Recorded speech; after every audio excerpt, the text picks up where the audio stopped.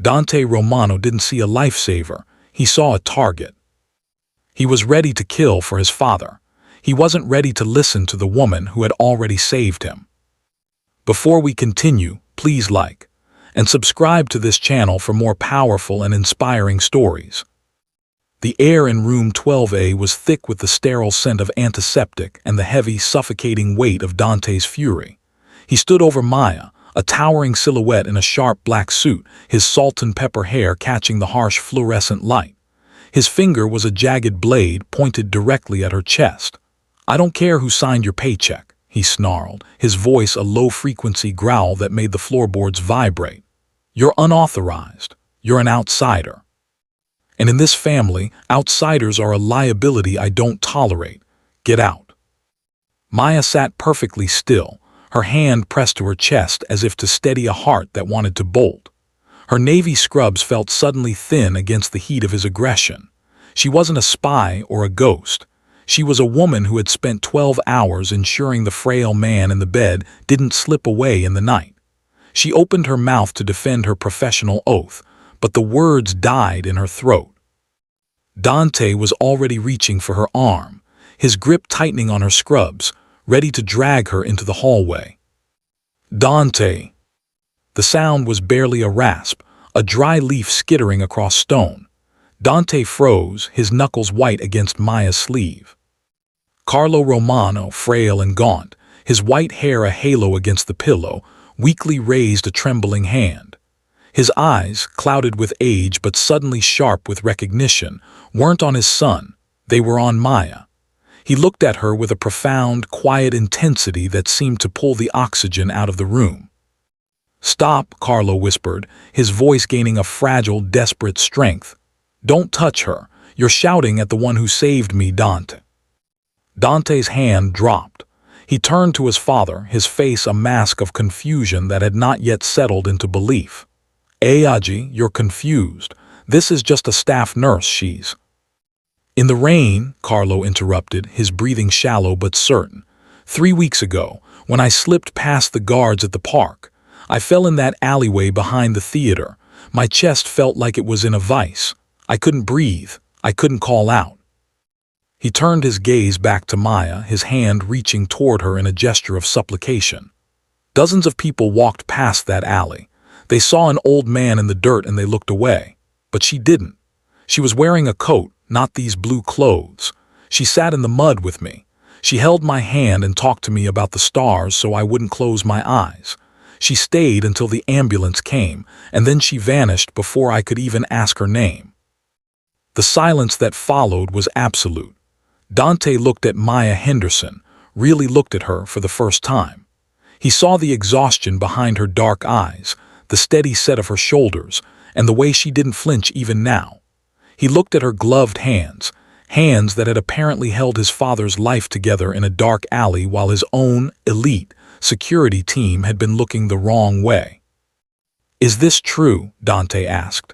The volume was gone. The roar had retreated into a dangerous, hummed stillness. Maya met his gaze, her voice level and devoid of the performance of fear he was used to. "He was a man in distress, Mr. Romano. I didn't know who he was. I just knew he shouldn't die alone in the rain." Dante stood motionless, the get out dying on his lips. The power in the room didn't just shift, it shattered, reorganizing itself around the young woman in navy scrubs who had done for his father what all his money and violence never could. He looked back at his father's distressed, pleading face, and then at Maya, his jaw tightening as he realized that the debt he now owed this stranger was one he couldn't simply pay off. The black SUV moved through the iron gates of the Romano estate with a predatory smoothness that made Maya's stomach tighten. She looked out the tinted window at the high stone walls topped with electrified wire, realizing this wasn't just a home. It was a fortress designed to keep the world out and its secrets in.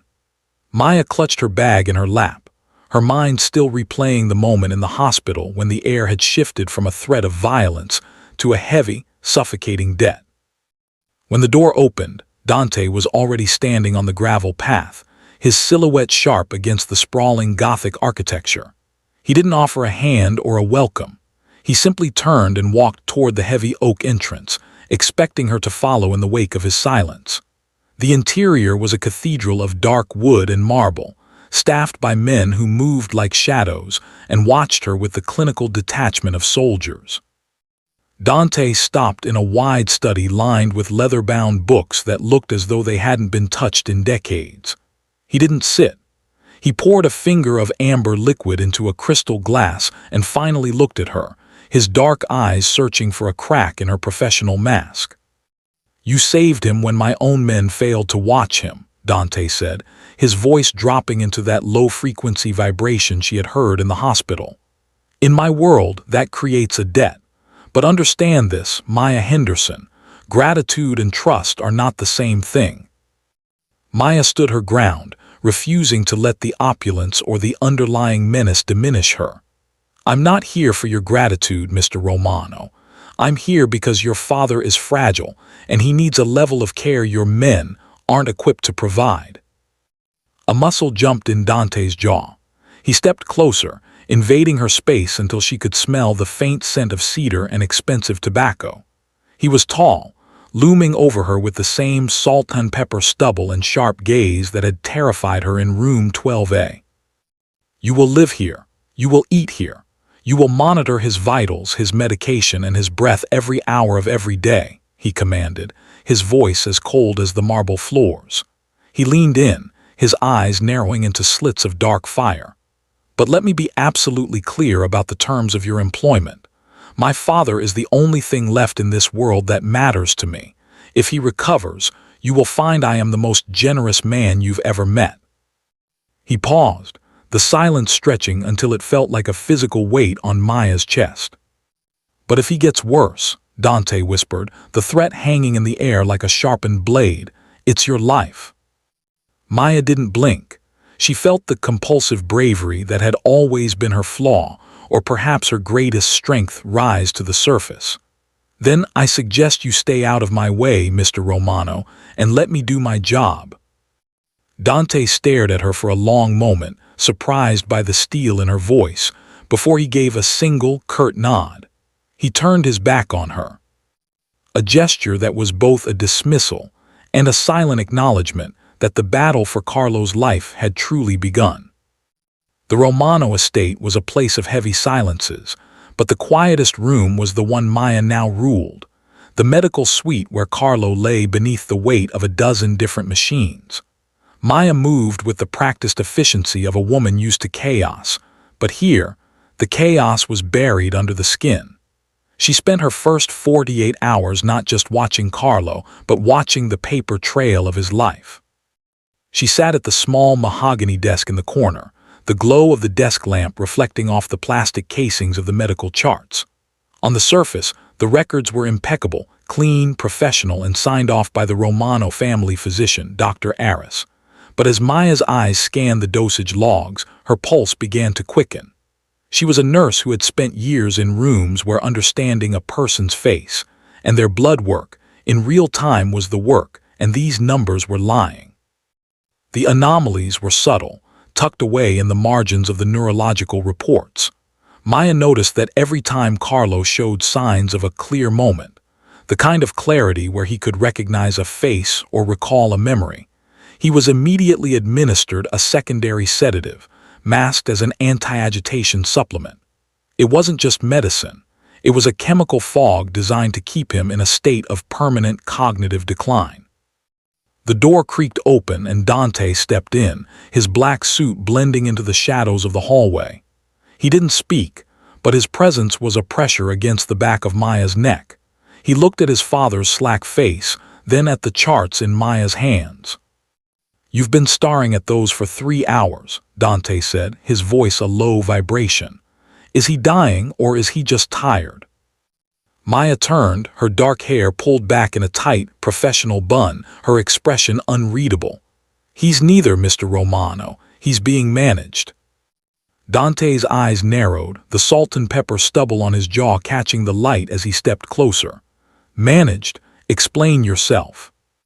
"These charts suggest a pattern," Maya said, her voice steady despite the stake she knew was being driven into the family's foundations.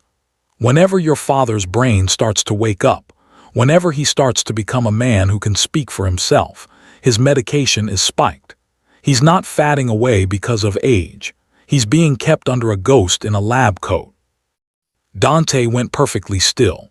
The room, which had felt like a sanctuary, suddenly felt like a trap.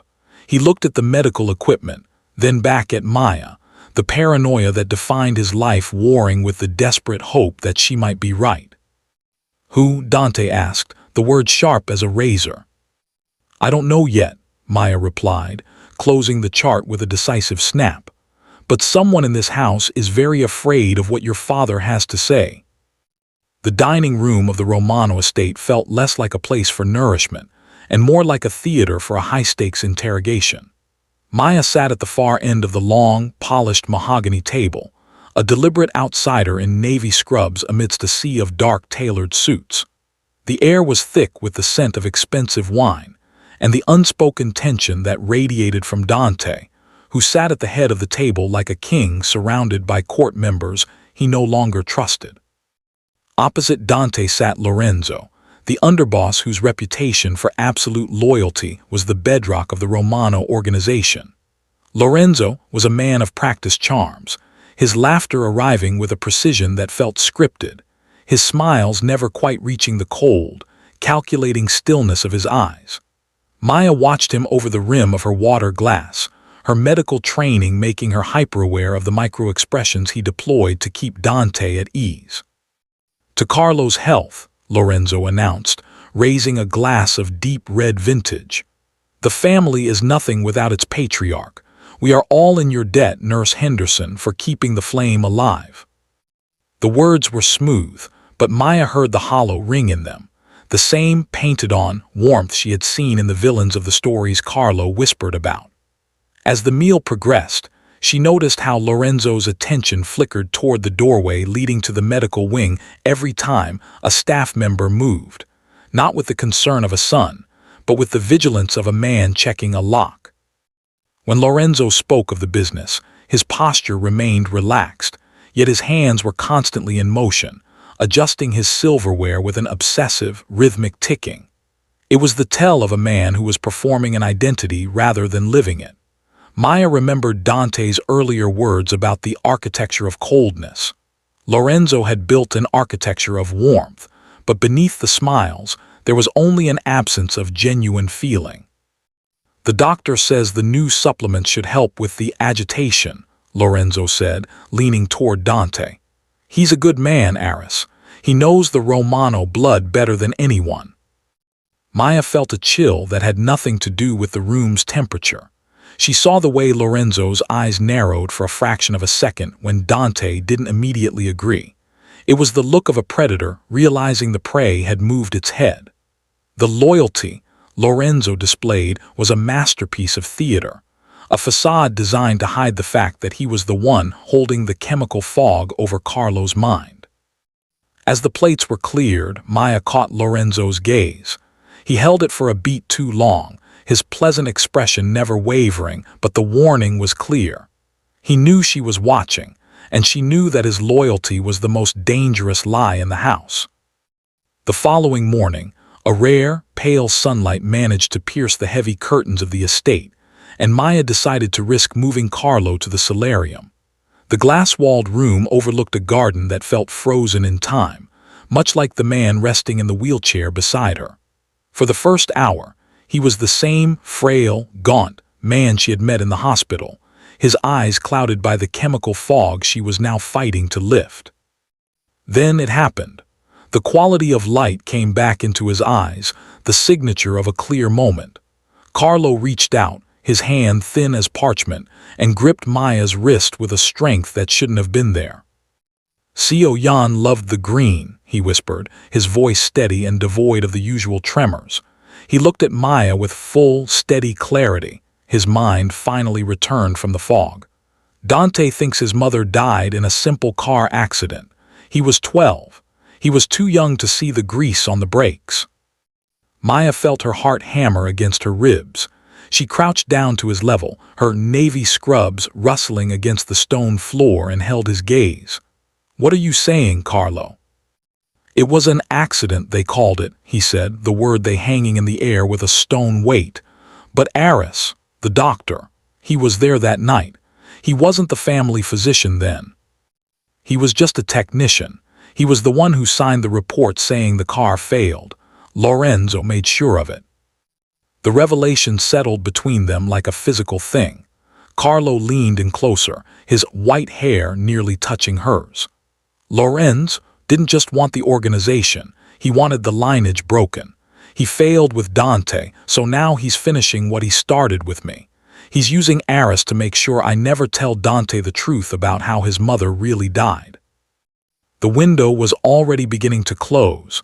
Maya could see the precision loosening at the edges of his expression. Carlo sank back into his chair, his eyes drifting toward the landscape of the garden as the fog rolled back in. Maya stood up, her mind racing. The medical anomalies she had found weren't just about control. They were about a cover-up that had lasted 30 years. She looked back at the house, knowing that someone was watching from the windows, and realized that her compulsive bravery had just led her into the middle of a decades-old murder plot. The following afternoon, Maya waited in the shadows of the medical suite as Dr. Aris entered with his usual practiced, clinical smile. He held a preloaded syringe, its contents shimmering with a deceptive, clear brilliance under the light. He approached Carlo, who was drifting in a state of permanent cognitive decline, and prepared to administer what the charts labeled as a vitamin B complex booster. "I'll take that, doctor," Maya said, stepping forward with her navy scrubs rustling in the sudden silence. Aris flinched, his hand tightening around the poisoned chalice of the syringe. "This is a specialized formulation, nurse. It requires a specific injection technique." "I'm well versed in specialized formulations," Maya replied, her voice steady and devoid of the performance of fear. She reached out, her gloved hand firm as she took the syringe from his trembling fingers. "I'll handle the administration today. You look tired." Aris lingered for a moment, his pleasantness covering a calculation she could now see clearly. He eventually bowed his head and retreated, but Maya felt his gaze lingering on the back of her neck as he left the room. Once the door clicked shut, Maya didn't inject the fluid. Instead, she moved to her mahogany desk and dispensed a small sample into a testing vial she had smuggled in from the hospital. As the chemical reagent turned a deep bruised purple, the medical anomalies she had tracked finally had a name. It wasn't a vitamin. It was a sophisticated, slow-acting neurotoxin designed to keep a patient agitated and confused until their heart simply stopped under the strain. This was the weapon Lorenzo was using to finish the architecture of a life that had begun with the car accident 30 years ago. Maya looked at the syringe, then at the sleeping Carlo, realizing that every vitamin he had received was a nail in his coffin. The ghost in the lab coat had been found, and Maya knew that her compulsive bravery would soon force her to bring this evidence to Dante, a man who had warned her that, if he gets worse, it's your life. Maya was in the library, the Cathedral of Dark Wood, when Lorenzo stepped out from the shadows. He didn't approach with the aggressive posture of Dante. Instead, he moved with the smoothness of a man who believed every person had a price. He sat across from her, his pleasantness, a thin veil over the calculating void behind his eyes. "You're a remarkably observant woman, Maya," Lorenzo began, his voice a low-frequency hum of false warmth. He placed a heavy, unmarked envelope on the table between them. "I've seen how hard you work. A woman of your talents shouldn't be wearing navy scrubs for the rest of her life. There is enough in there to ensure you never have to work a 12-hour shift again." Maya looked at the envelope, then back at him, her hand on her chest, as she felt the compulsive bravery that defined her. "And what am I buying with this, Lorenzo?" "Simplicity," he whispered, his eyes narrowing into slits of dark fire. "The doctor's formulations are necessary for the family's stability. If you happen to miss a dose of the antidote you've been concocting, or if you simply look the other way when Aris visits, the Romano debt to you would be settled tenfold." The silence that followed had weight. Maya didn't flinch, and she didn't shrink. She looked at the man who had orchestrated the accident 30 years ago and was now trying to buy her silence with the same architectural coldness Dante used for protection. I spent 12 hours in a hospital wing making sure a man didn't die alone in the rain, Maya said, her voice dropping into a perfectly flat tone that visibly recalibrated his reading of her. You think your money is more valuable to me than my Hippocratic oath. You're not offering me a future, Lorenzo. You're offering me a seat at the table of the people who killed Dante's mother. Lorenzo's painted-on smile finally shattered. He saw the steel in her voice and realized that for the first time in 11 years, he was facing someone he couldn't buy, intimidate, or predict. Keep your money, Maya said, standing up with a coldness that shocked him. I'm going back to my patient, and if I see you near his room again, I won't be talking to you. I'll be talking to Dante. The stillness of the Romano estate was shattered at 2:00 a.m. by the rhythmic, mechanical shriek of a heart monitor. Maya was at Carlo's side in seconds, her navy scrubs a blur of movement as she found him convulsing, his gaunt face turning a terrifying shade of blue. Lorenzo's poisoned chalice had finally reached a lethal concentration. Code Blue, Maya shouted, though she knew no crash team was coming to this fortress-like estate. The door burst open and Dante charged in, his black suit jacket discarded, his sharp dark eyes wide with a panic he couldn't lock back down into control. Behind him, Dr. Aris stumbled into the room, his face pale and his pleasantness entirely stripped away. Save him, Dante roared, his voice, a low-frequency growl that made the floorboards vibrate. The neurotoxin is paralyzing his respiratory system, Maya said, her gloved hands moving with complete precision as she prepared an intubation kit. She looked at Aris. Doctor, I need the atropine. Now. Aris hesitated, his eyes flickering toward the hallway where Lorenzo was likely watching. I don't have it. The supply was. A metallic click echoed through the room, sharper than the monitor's alarm. Dante had drawn a sleek black handgun, the steel in his hand mirroring the steel in his jaw. He pressed the barrel against Aris's temple, his grip of a man who had once been powerful, perfectly steady. My father is the only thing left in this world that matters to me, Dante whispered, the threat hanging in the air like a sharpened blade. If he stops breathing, you stop breathing. Find it. Maya didn't flinch at the weapon. She was very good at reading rooms, and this room required a different kind of focus. As Aris scrambled toward the medical cabinet under the gun to his head, Maya focused on the architecture of a life hanging by a thread. She performed a rapid cricothyrotomy, her hands perfectly steady even as Dante's volcanic fury filled the space behind her. I've got him, Maya gasped as the tube slipped into place, and the rhythmic, mechanical shriek of the monitor finally steadied. Dante didn't lower the gun. He looked from his father's frail form to the stranger in navy scrubs who had just fought a battle in the dark and the rain of his own home. He realized then that the ghost in the lab coat wasn't just a theory. It was a murder attempt that Maya had just thwarted. The stillness of the Romano estate was shattered at 2:00 a.m. by the rhythmic, mechanical shriek of a heart monitor. Maya was at Carlo's side in seconds, her navy scrubs a blur of movement as she found him convulsing, his gaunt face turning a terrifying shade of blue. Lorenzo's poisoned chalice had finally reached a lethal concentration. Code Blue, Maya shouted, though she knew no crash team was coming to this fortress-like estate. The door burst open and Dante charged in, his black suit jacket discarded, his sharp dark eyes wide with a panic he couldn't lock back down into control.